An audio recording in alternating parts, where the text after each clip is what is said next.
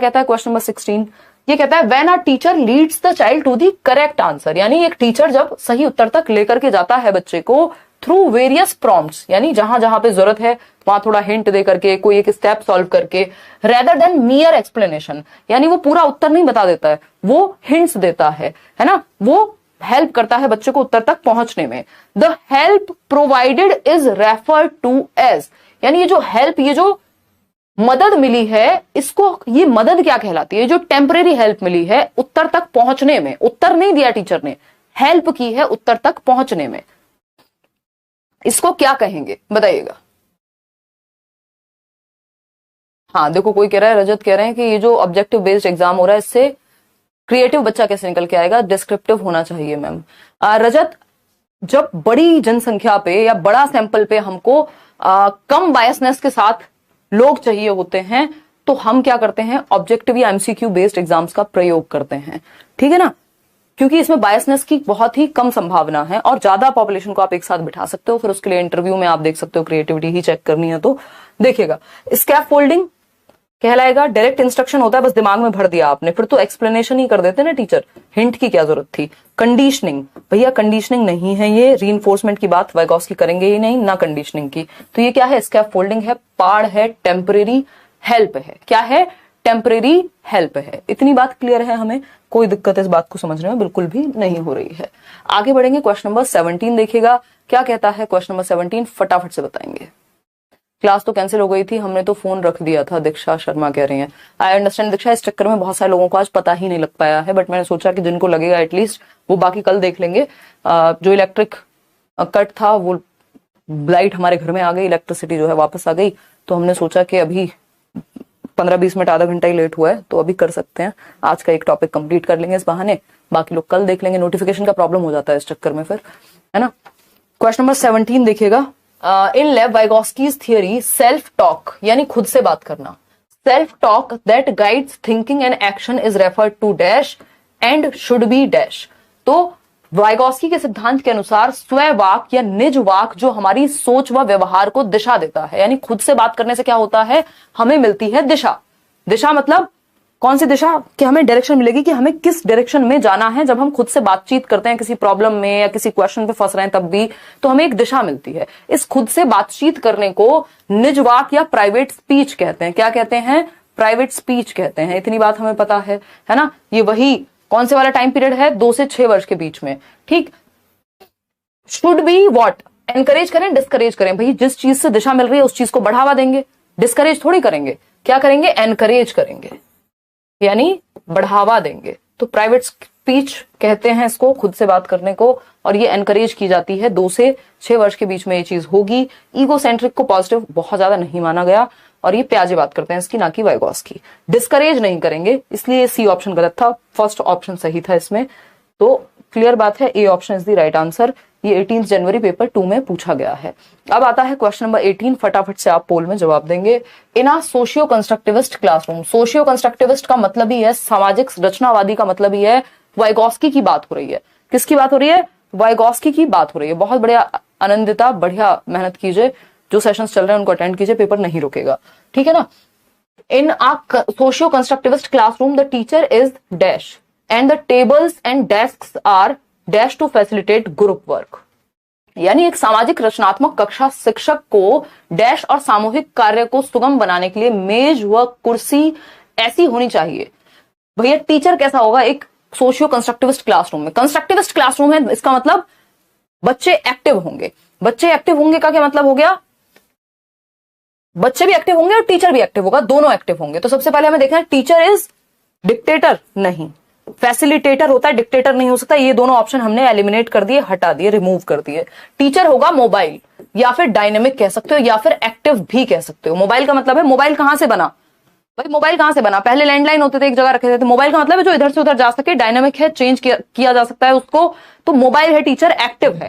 Clear है बात, तो टीचर मोबाइल है। And the tables and desk, जिन टेबल और डेस्क पे वो बैठा हुआ है बच्चा, वो भी मूवेबल है, उनकी भी दिशा चेंज की जा सकती है। वो फिक्स्ड नहीं है कि अब आगे पीछे जा ही नहीं सकते हैं उन टेबल और डेस्क के साथ, तो गतिशील हैं और जिन्हें मूव किया जा सकता है, बेसिकली चेंजेबल है। तो A option is the right answer, fixed नहीं होंगी।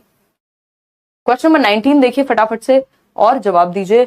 Which of the following statements does not support a belief in socio constructivist perspective of learning, यानी निम्नलिखित में से कौन सा कथन सीखने के सामाजिक रचनात्मक परिप्रेक्ष्य में विश्वास का समर्थन नहीं रखता। यानी ये कह रहा है सोशियो कंस्ट्रक्टिविस्ट, यानी जो वाइगॉस्की की अप्रोच है उसको सपोर्ट ही नहीं कर रहे। भाई सबको एक टीचर का समझ में भी नहीं आता है ना, और सबको एक व्यक्ति पसंद भी नहीं होता, ठीक है ना। जो आपका फेवरेट व्यक्ति होगा हो सकता है किसी के लिए वो दुश्मन हो, पसंद भी ना हो, उसको शक्ल देखना भी पसंद ना हो। तो अगर एक ऐसा सोशियो कंस्ट्रक्टिविस्ट पर्सपेक्टिव है, ये किसी को पसंद ही नहीं है, यानी सामाजिक रचनावादी जो पर्सपेक्टिव है, जो वाइगॉस्की कह रहे हैं कि भैया ऐसे सीख लो, समाज में एक्टिविटी करके सीख लो, कोई दूसरा व्यक्ति है जो उसको मानता नहीं है, सपोर्ट नहीं करता। अब उसका क्या पर्सपेक्टिव होगा, या किस ऑप्शन को देख के आप ये कह पाएंगे कि वाइगॉस्की को सपोर्ट नहीं करता या सामाजिक संरचनावाद को सपोर्ट नहीं करता। पहला ऑप्शन है children should receive qualitative feedback on their responses. बच्चा जहां एक्टिव है इसका मतलब सपोर्ट करता है ना। Teacher should make children aware of the inconsistencies in their thinking through questioning, यानी बच्चों को बताना चाहिए शिक्षक को प्रश्न पूछने के दौरान कि उनकी सोच में कहां थोड़ी सी दिक्कत है, प्रॉब्लम कहां हो रही है, गैप्स कहां आ रहे हैं। सही बात है, यहां पे भी फीडबैक मिल रहा है बच्चे को।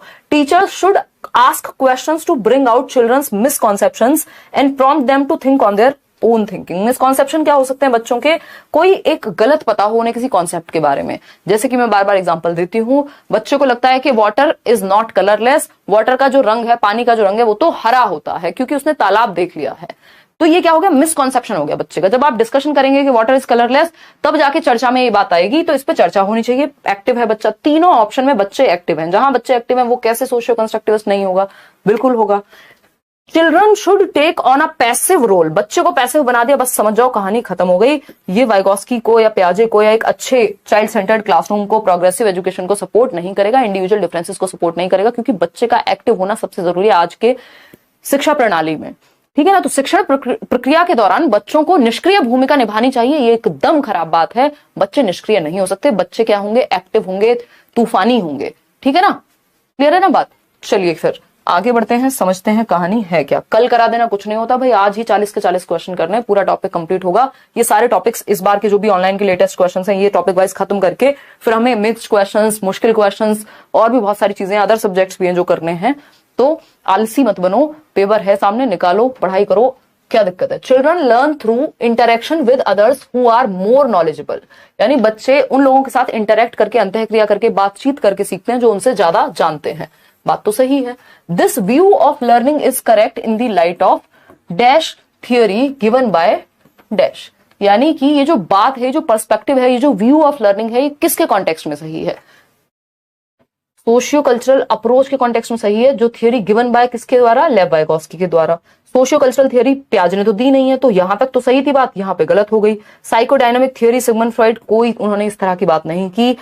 और एजुकेशन में इसको हम बहुत ज्यादा अप्लाई कर भी नहीं पाते हैं साइकोडायनामिक को। बिहेवियरिस्टिक और बीएफ स्किनर, जी नहीं, वो बात समाज में या मोर नॉलेजेबल अदर की बात नहीं करने वाले। तो हम ये कहेंगे कि लेव वाइगॉस्की का जो सिद्धांत है, जिसमें सामाजिक अंतःक्रिया की हम बात कर रहे हैं, ये लेव वाइगॉस्की का सिद्धांत है, जिसको सामाजिक सांस्कृतिक सिद्धांत कहेंगे। तो A option is the only right answer over here. आगे बढ़ेंगे नेक्स्ट क्वेश्चन पे। नेक्स्ट क्वेश्चन क्या है हमारा, क्वेश्चन नंबर है 21। आसान क्वेश्चन है यार, बस पढ़ के समझने की बात है। थोड़ा यूट्यूब पे देख लेते, मैंने कराया हुआ है आपके साथ डिस्कशन, है ना। फटाफट से बताओ, जल्दी बताइए, 1 मिनट के अंदर। चक्कर नहीं आने चाहिए पेपर सॉल्व करते समय, रोना नहीं है, थोड़ा सा कष्ट देना है खुद के दिमाग को।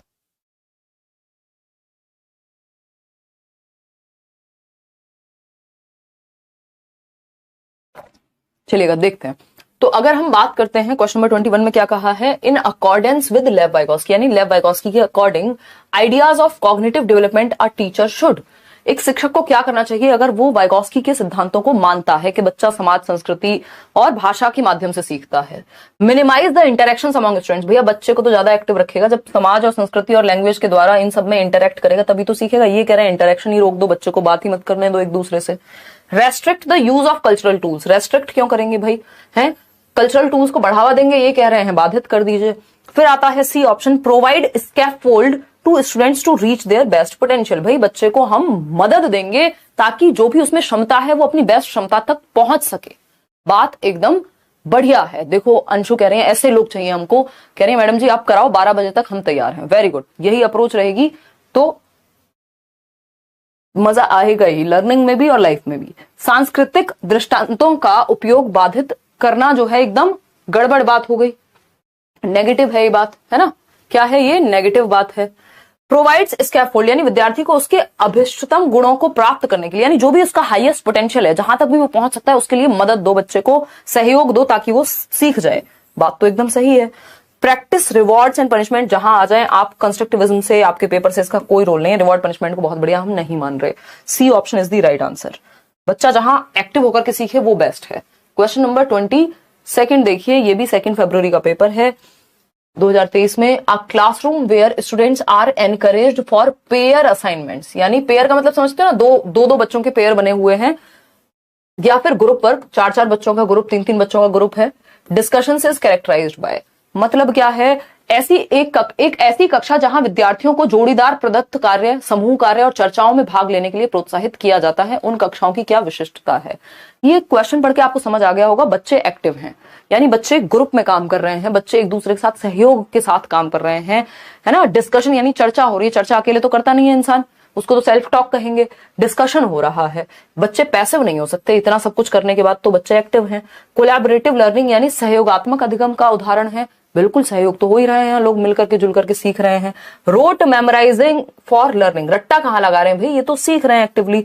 इंस्ट्रक्शन बेस्ड लर्निंग होता है कि टीचर ने कहा ये याद कर लो, फटाफट से बताया और उत्तर याद कर लिया, ये है डायरेक्ट इंस्ट्रक्शन, ठीक है ना। तो कोलैबोरेटिव लर्निंग है ये, क्योंकि सबसे ज्यादा एक्टिव बच्चा इन 4 ऑप्शंस में से यहीं पर है कि सहयोग करके सीख रहा है। इसको कोऑपरेटिव लिख देता तब भी आंसर सेम ही रहता, सहयोगात्मक ही होता। इसको असिस्टिव लिख देता कि एक दूसरे के सहयोग से सीख रहे हैं, तब भी आंसर यही रहता। तो ये तीनों वर्ड्स आपको ध्यान रखने वाइगोस्की के कॉन्टेक्स्ट में, group work, collaborative work, cooperative work, assistive learning, ये सब जो है वाइगोस्की से ही संबंधित हैं। इवन रेसिप्रोकल टीचिंग तक। रेसिप्रोकल टीचिंग क्या है? टीचर बच्चे को प्रभावित करता है, बच्चा टीचर को।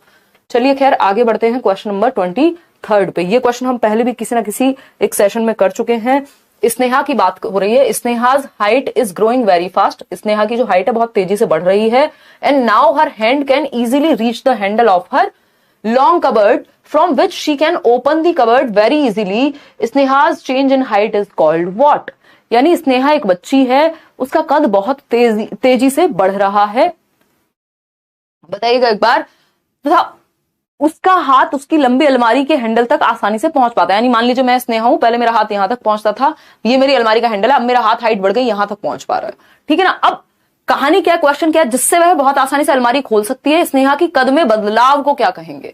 अब ये जान के मैंने क्वेश्चन यहां वाइगोस्की में भी डाला है, क्योंकि कई लोगों को गलतफहमी हो सकती है, इसको वो स्कैफोल्डिंग से जोड़ देंगे। जबकि अगर क्वेश्चन ने यहां हमसे पूछा होता है Sneha's change in height is called, अगर पूछा होता ये जो स्नेहा कोई स्टूल लेकर के खड़ी हो रही होती, आई मीन एक कोई चेयर ले रही होती, कोई हेल्प ले रही होती, कोई सीढ़ी का इस्तेमाल कर रही होती, कोई प्लेटफॉर्म का यूज कर रही होती, यानी किसी भी फॉर्म में उसने क्या किया होता, किसी एक मदद का इस्तेमाल किया होता, उस मदद के बारे में पूछा जाता, तो ये स्कैफोल्डिंग हो जाती कि अब इसकी सहायता से स्नेहा अलमारी तक पहुंच पाती है। लेकिन यहां बात हुई है उसकी खुद की हाइट बढ़ी है, हाइट का बढ़ना ग्रोथ में आता है ना। तो इस तरह के क्वेश्चन को घुमा करके यदि हल्का सा 2 शब्द चेंज कर दिए जाए तो आंसर स्कैफोल्डिंग हो जाएगा। तो इस बात के लिए भी हमें क्या रहना है, तैयार रहना है। लर्निंग और अडेप्टेशन का यहाँ कोई रोल नहीं है, क्योंकि हमें पता है वो चेंज कैसे वाला चेंज जिसको हम माप सके, हाइट के बढ़ने को माप सकते हैं ना, ग्रोथ का हिस्सा होता है। समझ पा रहे हो या नहीं? बिल्कुल समझ पा रहे हो। हाँ, कौन है ये व्यक्ति? शिवानी त्रिपाठी कह रही है मैम का मैराथन देख लो, एक बार में क्लियर हो जाएगा। बिल्कुल सही बात है।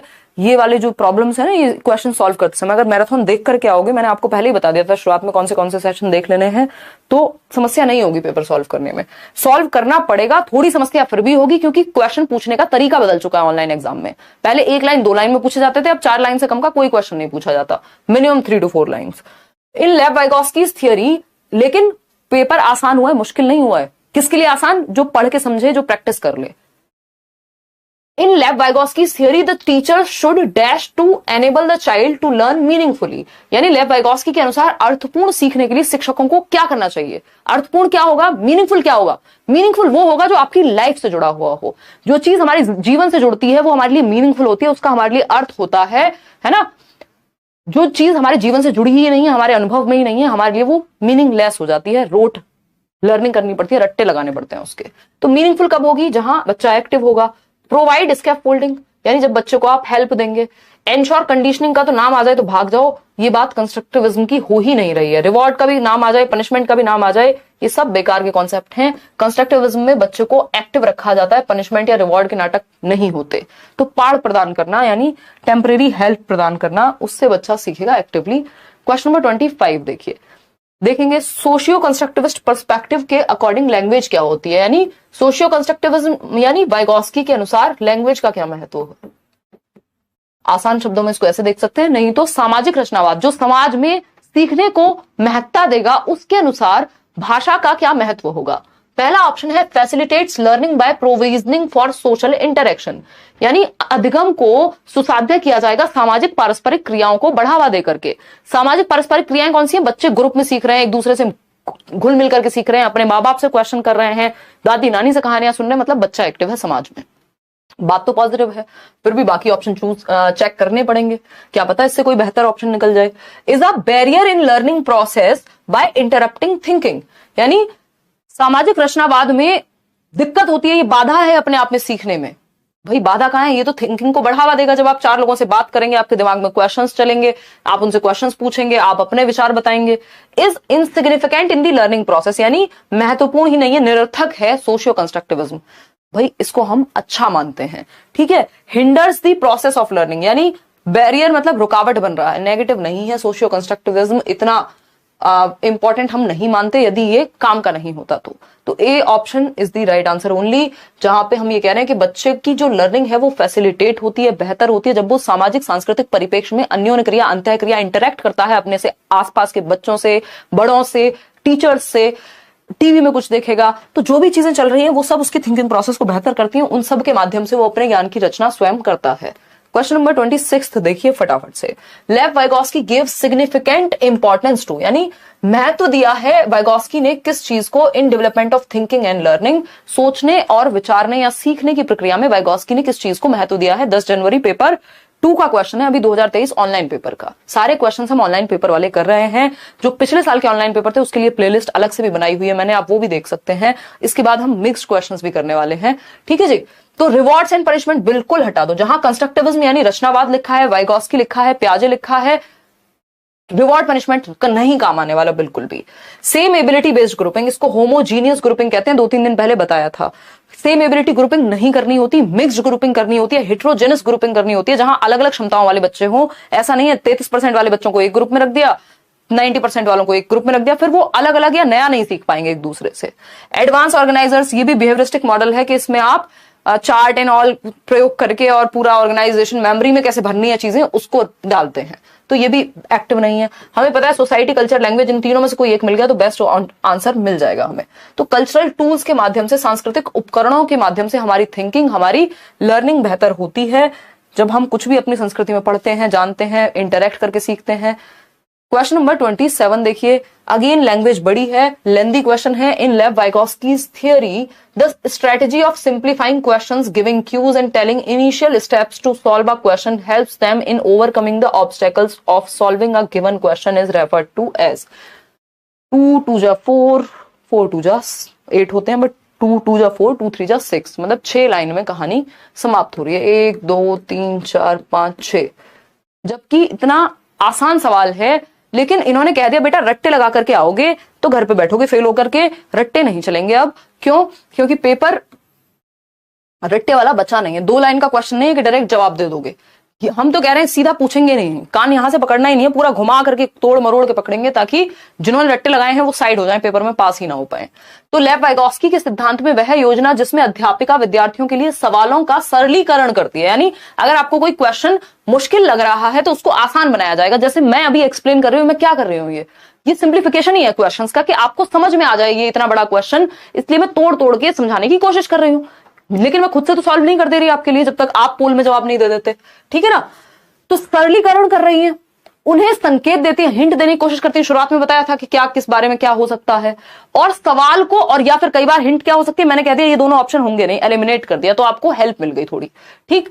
और सवाल को हल करने के प्राथमिक चरण बताती है, इनिशियल स्टेप्स। कई बार पहले स्टेप पे बच्चा अटक गया मान लीजिए, ठीक है ना, ये जहां पे अटका वहां समस्या समाधान को खोजने में आने वाली बाधाओं को दूर करती है। क्या है ये? This is pure example of scaffolding, यानी टेम्परेरी हेल्प का उदाहरण है कि बच्चा करेगा तो स्वयं ही। साइकिल तो आप खुद ही चलाते हैं ना, लेकिन पीछे से कोई थोड़ी देर के लिए पकड़ लेता है कि आप गिर ना जाएं। जब आप खुद से चलाना सीखते हैं, पीछे से हाथ हटा लिया जाता है, जहां गिरते हैं वहां पकड़ लेते हैं। यह है स्कैफोल्डिंग, टेम्परेरी हेल्प। एनालॉजी नहीं, एनालॉजी में आपको समान उदाहरण देने होते हैं।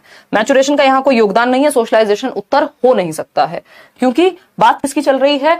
बात चल रही है वाइगोस्की की थियरी की। तो पूछा कुछ और है तो जवाब कुछ और क्यों देंगे भाई। क्वेश्चन नंबर 28 देखिए, क्वेश्चन नंबर 28 है the idea that children should be guided and assisted. अभी बताया था ना, assistive learning, cooperative learning, collaborative learning, ये तीनों में से कुछ भी लिखा हो समझ जाओ वाइगोस्की की बात हो रही है, ठीक है ना। In their learning as per their cultural context has been proposed by. आपको पता है समाज, संस्कृति, भाषा, तीनों चीजों को महत्वपूर्ण एक ही व्यक्ति है जो मानते हैं हमारे सिलेबस में, वो है वाइगोस्की, दी वाइगोस्की। हार्वर्ड गार्डनर हैं, कहां से बात आ गई, यहां तो इंटेलिजेंस की बात ही नहीं हो रही, मॉरल वैल्यूज की बात नहीं हो रही, कोहलबर्ग कहां से आ गए। वाइगोस्की नहीं आएंगे क्योंकि कल्चरल कॉन्टेक्स्ट की जब ये बात कर रहे हैं, असिस्टेड लर्निंग की बात कर रहे हैं, गाइडेड लर्निंग की बात कर रहे हैं, तो एक ही व्यक्ति हैं जो यहाँ काम के हैं, जो कोलैबोरेटिव, कोऑपरेटिव, असिस्टिव लर्निंग, सहयोग, मोर नॉलेजेबल अदर, ज्यादा जानने वाले योग्य की बात करेंगे, वो है लेव वाइगोस्की। ये भी 10 जनवरी इवनिंग शिफ्ट का पेपर है। क्वेश्चन नंबर देखिए 29, अभी 10-11 क्वेश्चन और हैं।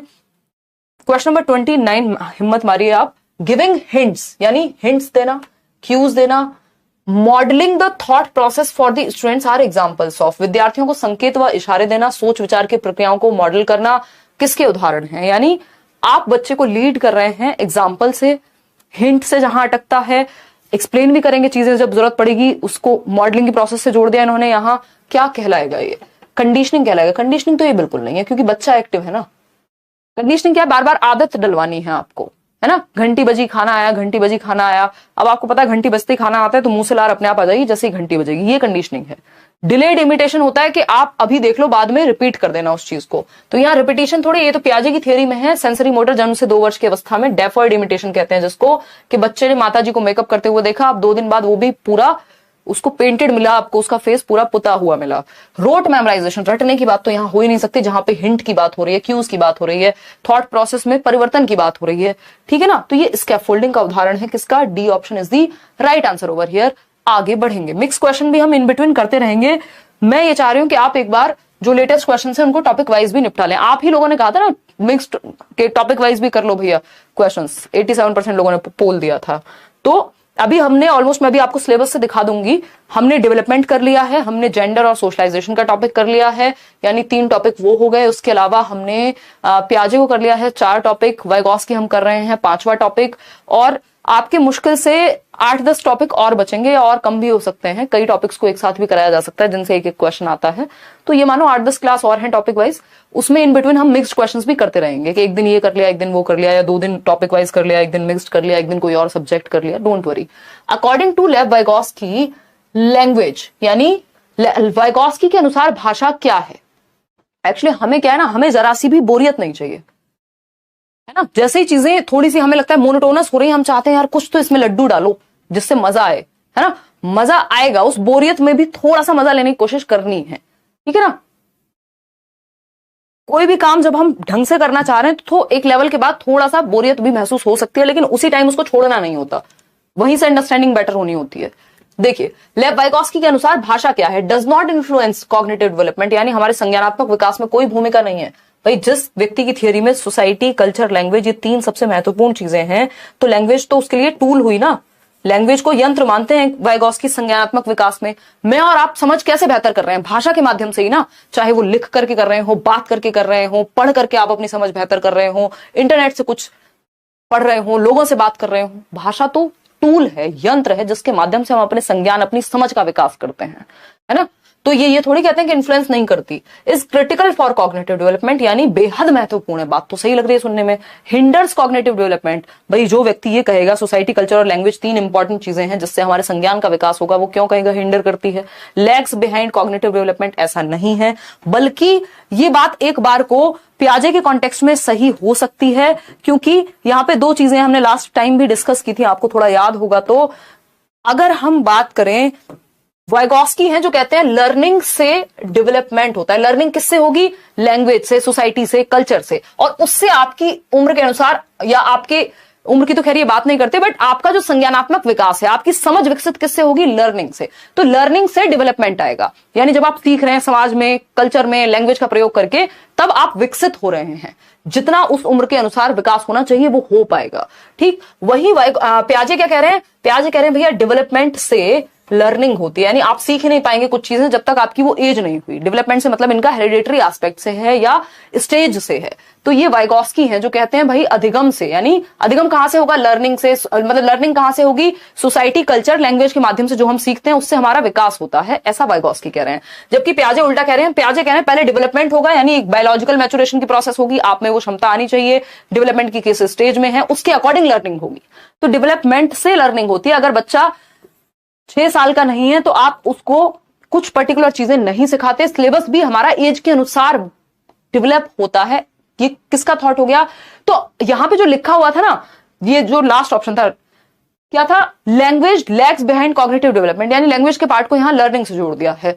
तो लर्निंग जो है वो डेवलपमेंट को लीड करती है, ऐसा वाइगॉस्की मानेंगे, जबकि डेवलपमेंट लर्निंग को लीड करता है, ये प्याजे मानेंगे।